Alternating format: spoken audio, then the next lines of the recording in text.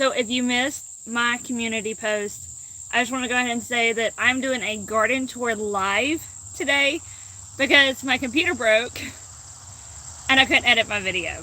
So I'm just shooting it live. If anybody is there to join me, I would appreciate it and love to get to talk to you. But if you're not, that's okay. You can watch this as a replay or whatever. I just wanted to make sure I get the garden tour out to y'all because I didn't do one last week and a lot has changed in the garden. So I'm doing it live instead of just missing out on doing it. It is my first ever live, so I don't know how this is going to go. Congratulations for watching my first. My internet is very rural internet. We use a hotspot because we are off-grid, so we just use a prepaid cell phone as a hotspot for our internet. So if my internet lags or something, I apologize. Please let me know in the comments below so I know whether in the future to do whether in the future to do lives or not. This is going to be the unedited version of me. I misspeak, I mess up a lot, I'm very clumsy, I trip and fall. So if any of that happens, I am so sorry. We will suffer through it together. But I do have a lot going on in the garden over the past 2 weeks since I didn't garden tour last week. And it's going to be fun for y'all to see. The main thing I want to talk to y'all today about is what I am planting in July. Now, when I first started gardening, I thought you planted in the spring, you harvest in the fall, and you only watered and weeded in between those times. That's not the case, especially not where we live, where we have a really, really long growing season. Our growing season is 200 plus days. Yeah. I am currently setting it about 100 days out till our first frost date, so I have plenty of time to start growing more stuff after I've pulled out things that aren't growing anymore because of our heat, because of bugs, because of disease, different issues we've had. I pulled out some things, I've replanted some things. This garden, this is our first year here on our homestead. August 8th will be 1 year. I think it was 8th. Maybe August 9th. I'll have to look it up. But it's coming up our 1 year. And so this is our first garden here. And I don't quite know what issues we're going to have, what pests we're going to have, what's going to really do well here. And there are some things I grew this year that I will not be growing again. And I will talk to y'all about those today as we do this live garden tour. So we're going to get started up by the sunflowers as I usually do. I'm just sitting under the umbrella drinking my coffee, but let's get to it, friends. Hopefully I'm not too unsteady for y'all. Sorry.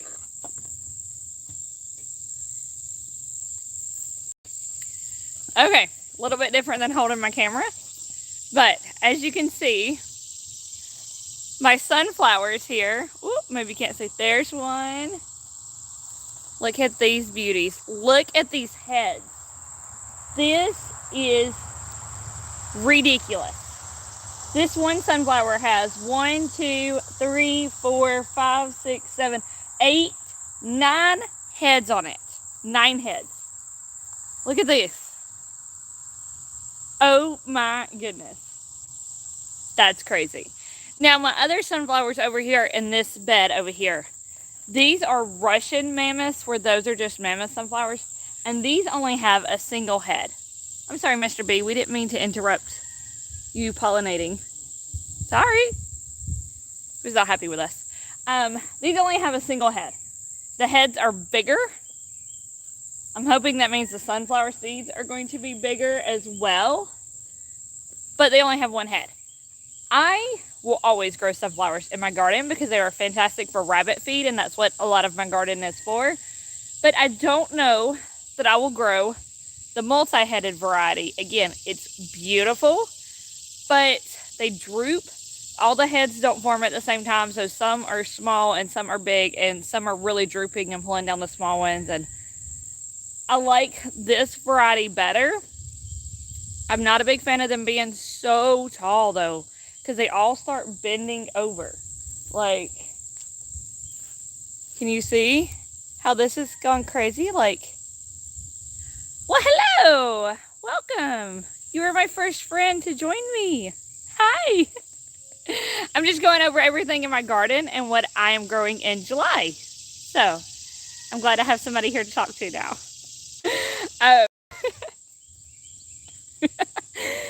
So, my pepper beds over here, this is where my tomatoes were, the ones that have done really horribly due to the root rot. I pulled them all out. Every single tomato come out. And I planted sweet bell peppers instead. Oh, okay, so you haven't had much success with your sunflowers either. That makes me feel a little better. I would like to know if you're growing the big varieties or small varieties, and whoever's growing small varieties, can you let me know what you like, because I don't think the big ones are going to be my friend. I am going to replant some right over here in this back one and try to trellis them and see if they can hold up. We still have 100 days in our growing season, and I can actually get sunflowers to grow in that 100 days. So I'm going to replant some today. Yeah, that's what I have. I have mammoth back there and Russian mammoth over here. Not big fans. But my sweet peppers that I planted, we love peppers. I do pepper jelly. It's my favorite thing to do with peppers. And unfortunately, all my other peppers this year didn't really produce. I forgot them outside when I was seed starting, because I keep them outside and they froze. So they are all very scented. Very, very scented. You have 70. Oh, you're in zone 4. Woo! Y'all get cold. I don't do cold. Nope. So over here I planted, this is where I'm going to be planting my sunflowers. Right here. And I planted something the other day in here and I don't remember what it was. See if Declan didn't take my tag. It is not pickles. I don't know what I planted over here. I'm so bad at that. Oh my gosh. I need to get better. Who else loses their garden tags? I swear I make them, but I also lose them. Here, oh, bell peppers. That's what it was. Bell peppers. I planted bell peppers in 3 beds because I'm determined to have enough bell peppers to get for pepper jelly. And then the other new thing I planted is over here, I did cabbages. I don't know if you can do cabbages as a fall crop, but I could not do them in the spring. It got way, way too hot too fast. So I'm going to try to do cabbages as a fall crop. I have enough days. I'm just hoping the weather works with us and that it will work out fairly well. If it does, I may always do cabbages as a fall crop so that they can, store really well throughout the winter and we can eat them all winter long. I don't really need them to store it in the spring because our growing season starts very fast and I have food coming in very quickly. But fall, I need fall stuff. My zucchinis over here look beautiful, but they're not producing. I haven't gotten any zucchinis in quite a while, so those are about to have to come out. Who is still getting zucchinis from your first round of plants? I need to know, because I'm not. While I have friends on here to walk me through something, I need to know who's grown corn before, because I don't know when I need to pick corn. Oh, thank you. My garden is a mess, I think, but I love it. It makes me happy, and that's what counts. So I have this ear of corn. This was the only ear that showed up on our corn for the longest time. We have finally started getting other ears of corn, but this one has been here for quite a while, and I don't know when to pick it. I don't know. Do I wait? Kenneth said I have to wait till all the stalks dry out and then we harvest corn, but I know other people are picking corn right now. So, is there something I look for? You want your tassels to go completely brown and dry up. Oh, okay. So, like this. Is that what I'm looking for? Y'all, this is all new. We are on a self-sufficient journey. It's what I keep calling it, a journey, because we're not there yet. But we're learning and we are growing. And we're growing. The tassels can even fall off. Oh, interesting. Now, I will have to try it. You should. Yes, it should be totally dry. Okay. Well, I will have to go through and start seeing if I can pick corn then. You are so helpful. Thank you. Thank you. Yeah, my garden's growing, guys, and I'm excited for it. My okra has really, really started producing. I've got different okra pods on here. Y'all can't even see them. They're little ones, big ones. I have really big ones right here. And I'm selling those for seeds, but Declan keeps trying to pick them. And the good thing about okra is he can't pick them. They're too hard for his little toddler. Well, I guess he ain't a toddler anymore. His little bitty hands to pick. And I love that because he will randomly pick things that I'm saving for seeds. And he's like, Mommy, it was big. But he can't pick the big okra. So they will actually make it to seed. And I'm just excited to have that. He's learning and he's so excited about the garden. But some things we need to let go. Hi, good morning. Okay, if I start saying y'all's names and I say them wrong, you'll have to forgive me. It's my southeast self. We just can't always pronounce things very well. So these beans over here are my Cherokee Trail of Tear beans. These are going on the list of things I will never grow again. They have not picked a single bean off of these at all this year. At all. They're not growing great. They don't produce hardly ever, and I just don't think they're made for our climates. As well as these over here are my black coat runner beans. Still haven't produced really. They are going on our list of things. And then I even had one that was called an Old Homestead Kentucky Wonder Bean over here, and it's produced like 2. So I think I'm just going to get rid of runner beans altogether. Ooh, arm's getting tired. I like the idea of runner beans, and they look beautiful, but they don't produce. My bush beans right here have produced fairly well. Declan absolutely loves to pick them. I've started letting all of these beans out here get large and dry out for seed because I replanted a whole bunch of beans.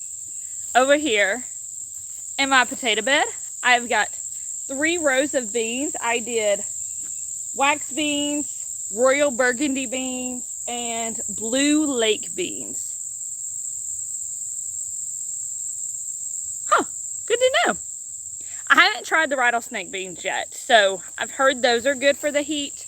I may try them, but I haven't tried them yet. These are the dragon tongue beans, and they produce fairly good. Nothing crazy, but they did good. I replanted my cucumbers, and some of them are already not looking so hot. Yeah, we'll see how it goes. We'll see how it goes. I may not get anything. My yellow squash, my scallop squash. I don't like them. Does anybody actually like scallop squash? I thought they were cute. I thought they were small. I thought they would be fun.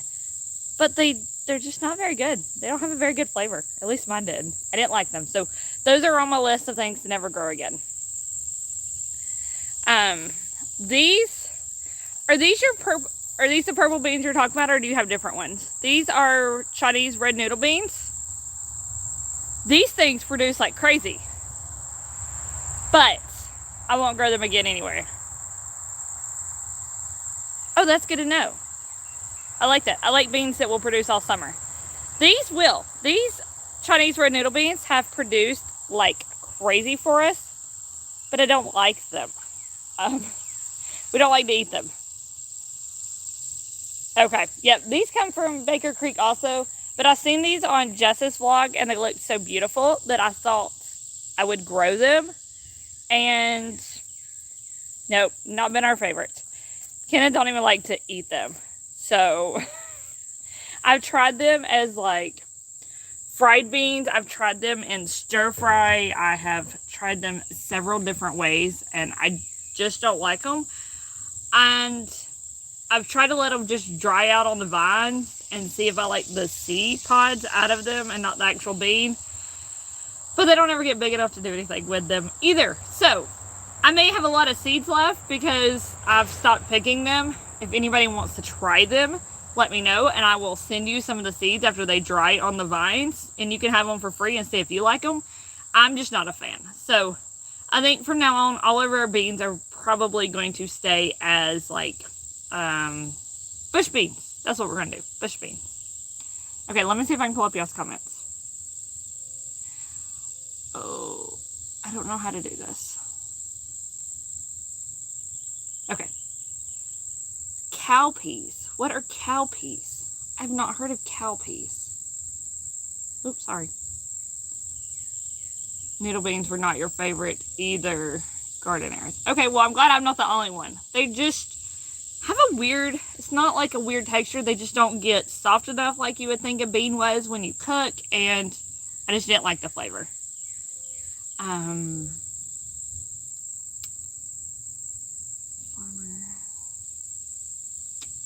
So, is there anything that y'all are not going to grow again in your gardens that you grew this year that I should maybe not try in the future? I am all about production as our journey to self-sufficiency. I don't want to grow a bunch of random things. That's not what I'm in for. I want to grow things that are going to produce. I'll grow the same tomato every single year and grow only one tomato as long as it's going to produce like I need it to produce to make a bunch of sauce. My issue there is I got to find a tomato that is resistant to root rot because we have that in our soil, and none of my tomatoes made it. I did get 6 pints of sauce out of the tomatoes that did make it, so better than nothing, right? Cowpeas are black-eyed peas. Oh, okay. We like black-eyed peas around here. I mean, we like our normal dried peas. We have those quite often. And it would be nice if I could grow them, which is why I was trying to grow the Cherokee Trail of Tears. Those are actually black beans. And they just never produced. I'm leaving them up because they're beautiful. And I'm hoping as the weather cools down, maybe they'll turn around. Maybe they'll be my best production. But as of right now, they will not be back in our garden. Ground cherries, on the other hand, if y'all know, will always be in our garden. Not only because the fact that my child likes to throw the ground cherries on the ground, and they probably will always reseed themselves, but they're his favorite thing, so they will always have a place for us. And now I want to grow Armenian. I've heard a lot about the Armenian cucumbers. Are they like technically a squash or something, but you can use them as a cucumber, like make pickles and relish and stuff like that? Do they actually taste like cucumbers? I may try those next year. I have seen great things about those. Give up on beets. Oh, okay. So I don't personally like beets. I have a lot of beet seeds because I've done a few seed swaps. I'm going to try to grow them just for the tops for the rabbits and to use up the seeds. But I don't know what to do with the actual beets because I don't personally like them, and you can't give them to rabbits. They have too much like carbs and stuff in them. They need the greens, not the beet. So I don't know if anybody actually likes beets out there. What do you do with the beets? And what should I do with the beets? Because I don't know. Beets and radishes. I have radish seeds also, and I don't know what to do with radishes. I know a lot of people pickle them, but that's about all I have at that point. I want to try ground cherries. Oh my goodness. Ground cherries are so much fun, and I was really concerned because I don't like tomatoes, and they're in the tomatillo family, but they don't taste, if you let them get till they're ripe, and I mean, these will actually turn almost golden orange. They are so sweet.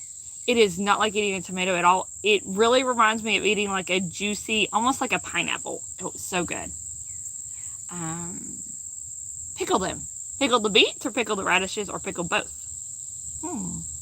They're melon, but they taste like cucumbers and are still useful when they get pretty large. Okay, so that's the Armenian cucumbers. I'm definitely going to get seeds for those and grow those if I can find seeds. I like to find my seeds at the end of the garden season when they're all on sale, instead of trying to beat the spring seed rush next year. So I'm going to start looking here probably in August for seeds for next garden year. So that's why I'm trying to decide now what I'm actually going to grow. It's supposed to be blood builder. Okay. Pickled beets and roasted radishes. Huh. Do they taste like every time I think of roasted things like that, I think like potatoes. Do they taste like a potato? I'm on a low carb diet, so a roasted radish that takes the place of a potato could be my new best friend. Pineapple ground cherries. Oh, yes. Pineapple ground cherries sound so good. Love them. Grow radishes for green pods. They taste similar, but I like the texture better, and you can stir fry them too. Also try roasting radishes. Huh. I am getting all kinds of help, y'all. They were awesome. Oh, sorry about the lag. Yeah, my internet out here is awful, and that's why I don't do lives. People's asked me many times, and I don't do them. So this is my first ever live. It's fun. I just don't know about the internet situation. Try the pineapple ones. Do they really taste like pineapple? They... As far as I know, they do taste very similar to pineapple. I think all ground cherries, if you let them turn orangish, they're very, very sweet. If you pick them while they still have a little green on them, they're going to be very tart. Don't eat them completely green. You want them to be yellow. Our problem is a lot of bugs get into them, but they produce so much that you don't even really miss the ones that the bugs get into. They are just constantly producing. We get handfuls of them every day. And Declan eats them for lunch every single day. So, I mean, could be worse things he could be eating. Okay, so I will definitely try the radishes roasted then. I mean, what happens if I don't like it? They go to the chickens. So, that's the best thing about having chickens. And probably the only thing I like about chickens is they eat our waste. And they make compost and stuff out of it. So... you know.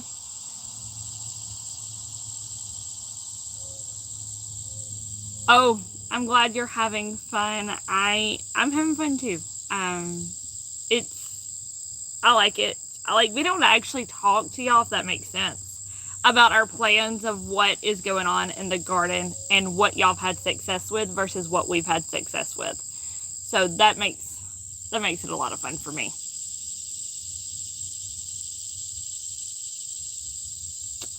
I have a ton of ground cherries that are producing. Mine aren't the pineapple. I have Aunt Molly's ground cherries. But I may try to save seeds from those. And if I can figure out how to save seeds from those at the end of the garden season, I will give a lot of those seeds away. Because like I said, they reproduce and reseed themselves. Because they're constantly falling onto the ground. So I will have ground cherries for like forever. And plenty of seeds to give away too. If anybody wants seeds from those, I will happily do that. The one thing that did not happen in my garden this year, none of my flowers grew. I have calendula, lemon balm, hyssop, marjoram, and none of my flowers grew. So I don't know if I planted those too late this year. They're all in pots. I'm gonna let them overwinter and see if any grow next year. But some of them grew green and they didn't flower, and then some of them never even sprouted. So I didn't have a whole lot of pollinators this year, and that was an issue with my cucumbers because my cucumber seeds are not savable. I tried. If you've ever tried to save cucumber seeds, and after you go through the process and they're flat, you know, because if you look at a cucumber seed, they're like thicker. I guess that makes sense. These are like completely flat and almost indented. They didn't get pollinated enough. And so they're not savable seeds. I didn't have enough pollinators. So next year, I do need to put in like wildflowers or something to really attract those pollinators, different plants that will really attract the pollinators so that I can hopefully save my cucumber seeds. Next year, I got quite a bit of cucumbers this year, just no seeds. So that was a little bit of a fail. By our Okie Homestead, thank you for coming and joining us. I'm glad you actually got to come and hang out for a bit. I hope y'all get water soon. Lemon balm is more like a mint. So can I pick it at any time? I've just been letting it grow and waiting on it to flower. They were okay until the temps got 100 plus. Yes, the temps, y'all. The temps have been crazy. So we had over 100-degree temperatures. Sorry, big truck. We're outside. If y'all don't know, I live off of a main road.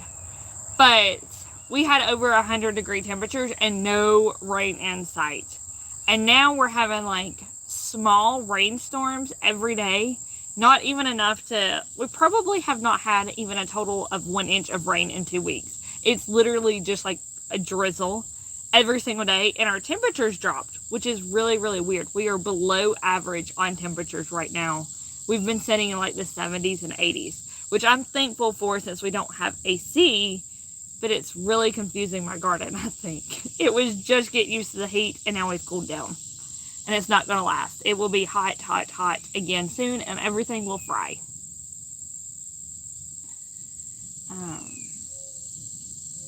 Good morning, Jennifer. Welcome to our live. Using cut. Okay, so how do you use lemon balm? I've heard of lemon balm tea, and that's about all I know of lemon balm, but I love the smell of it. It smells wonderful. So that's what I grew it for, is mainly to smell it. But I know it has many, many uses.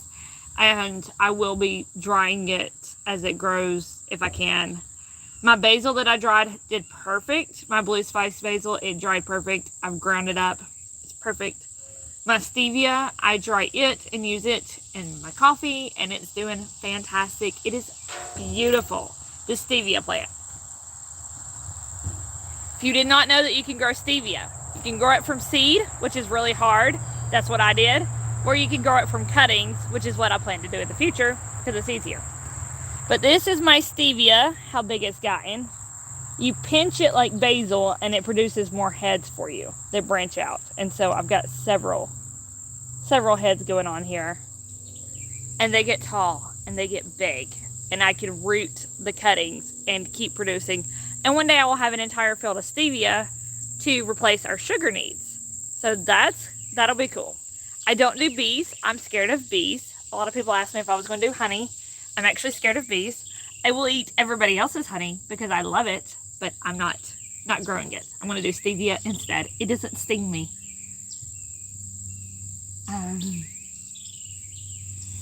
The tomato beds are, I went ahead and pulled all of my tomatoes up.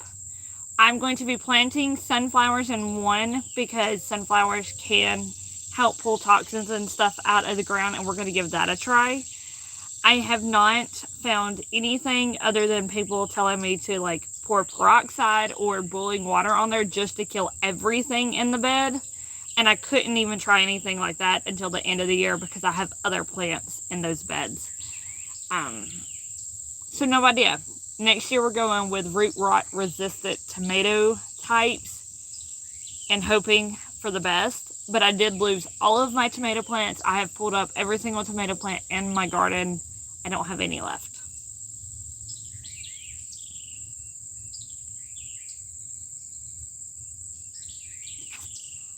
Oh. Ooh, you mentioned when they're not lactating. So is lemon balm like mint in the fact that it will dry them up? I haven't gotten to that really studying the herbs portion. If y'all don't know, I'm writing a book on what to feed rabbits from forage, from your garden, different things like that. Tree fodder, what you can grow trees and make tree hay and stuff, what grasses you can grow.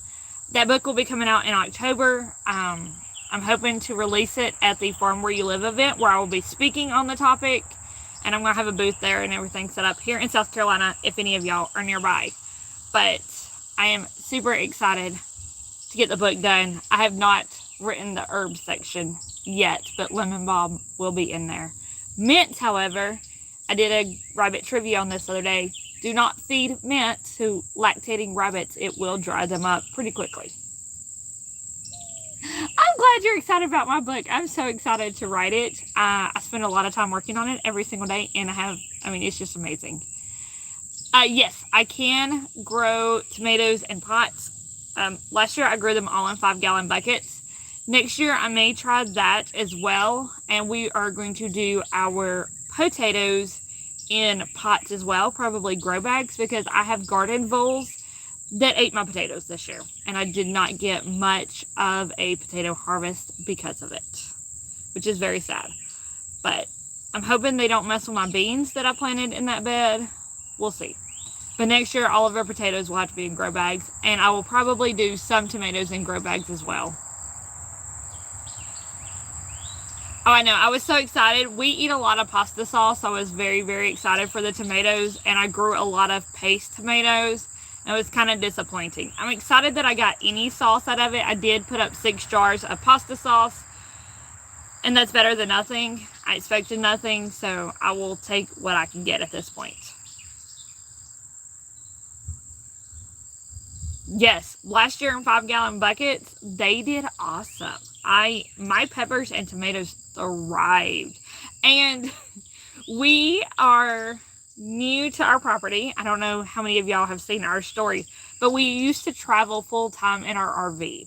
And last year, my tomatoes that I ended up eating and growing last summer actually were planted in Idaho and traveled from Idaho through Missouri, Alabama, to South Carolina, where we ended up eating them. So it's funny. If you are a traveling family, growing in 5-gallon buckets is a great way to do it.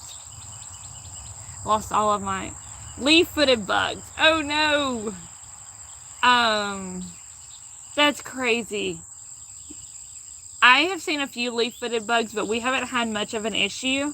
And the Japanese beetles that everybody talks about out here, our farmers, we have farmers all around us, and they put out like, I don't know if it's like bags that attract the Japanese beetles to them or what. And so the Japanese beetles stay on the roadside, and they don't really come over into my garden because they're attracted by whatever it is they put out there. So I'm thankful that I have that going on. My sweet potatoes didn't do anything this year. I planted my vines. Most of my sweet potato vines died. The ones that survived are just vining, and there's nothing going on there. My onions also did not do good this year. I planted both onion sets and onion starts. Did not harvest a single onion. My garlic, if y'all seen earlier videos, failed horribly, but that was because of our freak weather. We were very warm this winter, and then we had several days of snow on the ground, and it just killed them. It was done.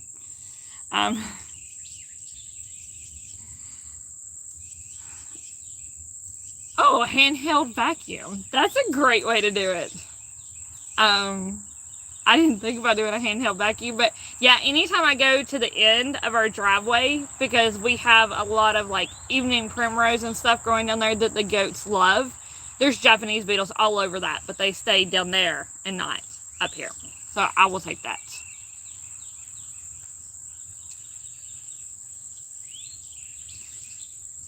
Oh, I didn't know bugs were attracted to sunflowers. I have not had any bugs get on my sunflowers except for lightning bugs and bees.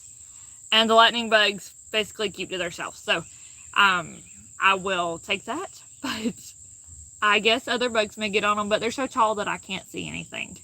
I am 5'4", and my sunflowers are like 10 feet tall. So unless they fall over, which I don't want them to do, I can't actually see what's going on up there.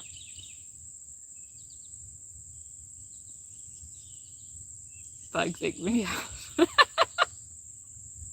You're a garden heiress and bugs ick you out. That is hilarious. I love that. I find it very ironic, but it's great. It is great. Oh. They suck the juice before the seeds get hard. Whoa! That's crazy. So if I have an issue with leaf-footed bugs, will my seeds on my sunflowers not grow then? Huh. Y'all have taught me so much during this live stream that I'm really, really thankful that I done it. Y'all are awesome. Awesome. And we've gotten to talk a lot about what I'm not growing next year. Stink bugs are gross. I agree there. Not a fan. And we have a pretty big issue with stink bugs in South Carolina, especially in the fall. They're everywhere. It's crazy.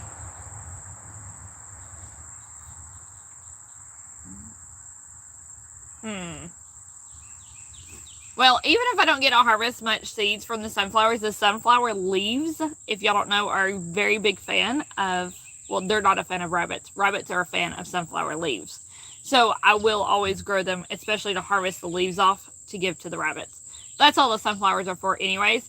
I like sunflower seeds. I prefer them already shelled, so I don't have to go through and shell them and eat them, but these are just for the rabbits. Sunflower seeds are great to put weight on your rabbits and for lactating mama rabbits to give them the extra calories.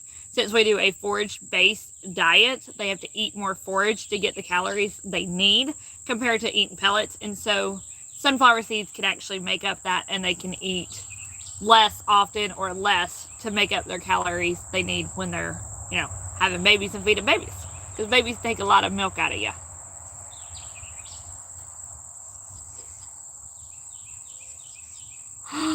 I'm so excited, please, that y'all actually foraged for rabbits.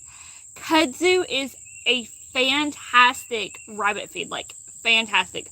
One of the best. If it was not so incredibly invasive, I would plant some on our property just to have rabbit feed. It grows super fast. It grows like a foot a day or more during the summer. Like, it is crazy fast.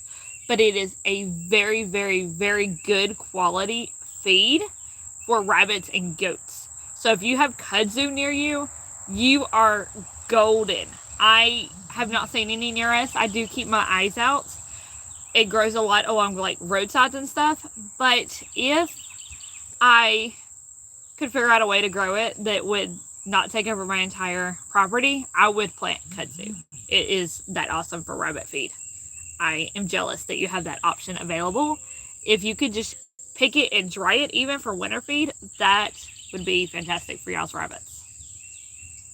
I'm excited. I love when people tell me that I inspired them to feed their rabbits forage, because it's one of my favorite things to raise meat rabbits as well, to talk about meat rabbits, but to forage for them because it gives people a little more independent. So a lot of our garden is grown for rabbits. They get a lot of like pepper leaves, sunflower leaves, bean leaves, squash leaves, cucumber leaves, stuff like that. All of that goes to our rabbits, our chickens, and our goats. And it cuts your food costs. It cuts your meat costs because your meat's not costing as much price per pound, and it allows people to do this life on a budget, which I am very passionate about. I don't know if you can tell. So I'm so excited that you did that. So excited. You have made my whole day. So. All right, anything else we need to talk about before I close out this live and call it a successful first live other than the lag? For that, I am sorry. Hotspot, rural internet, it's not the best combination.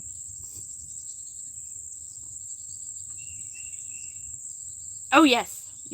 Pepper leaves, not the pepper themselves, just because I don't know that they would eat the pepper, but technically, like sweet bell pepper, they can have slices of the sweet bell pepper. Sweet bell peppers are better for them than carrots are. Don't let people fool you into thinking carrots are good for your rabbits, because they're really not.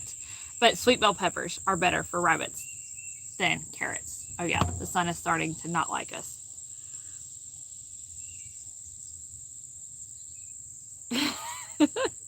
I'm glad you didn't notice blues.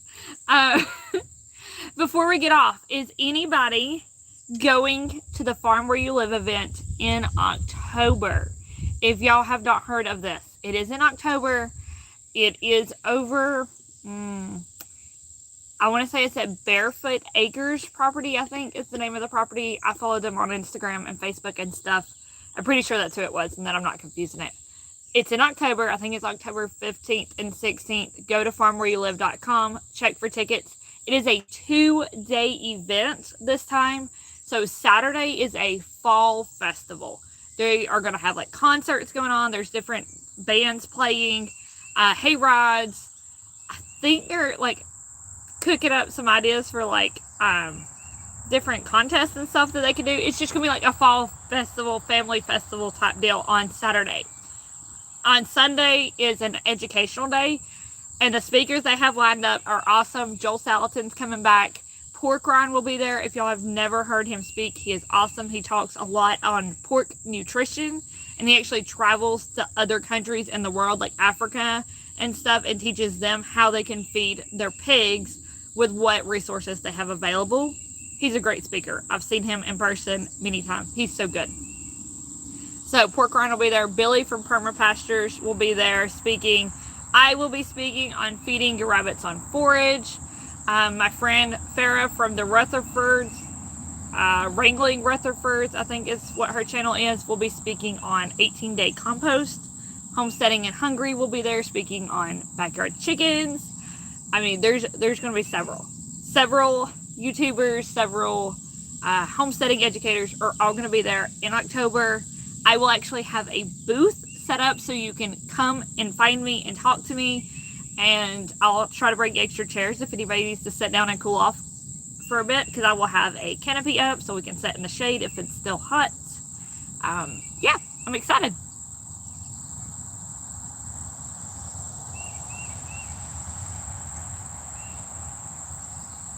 I hope you can make it to the festival as well. Blue's cinnamon roll sounds awesome, and good luck on getting your rabbits to freezer camp. It is a very, very easy process. If you need help, send me a message. We also have our YouTube video that shows how we butcher our rabbits. I find them the easiest to be done. So good luck with that. It's super easy. You've got this. Well, I'm glad you learned today too, and that you joined me and stuck through all the lag. So I appreciate you for being here. All right, friends, I'm going to sign off on here. I can hear Declan getting restless. So he's wanting Mama to come fix him some breakfast. So I will see you next time. Bye, friends.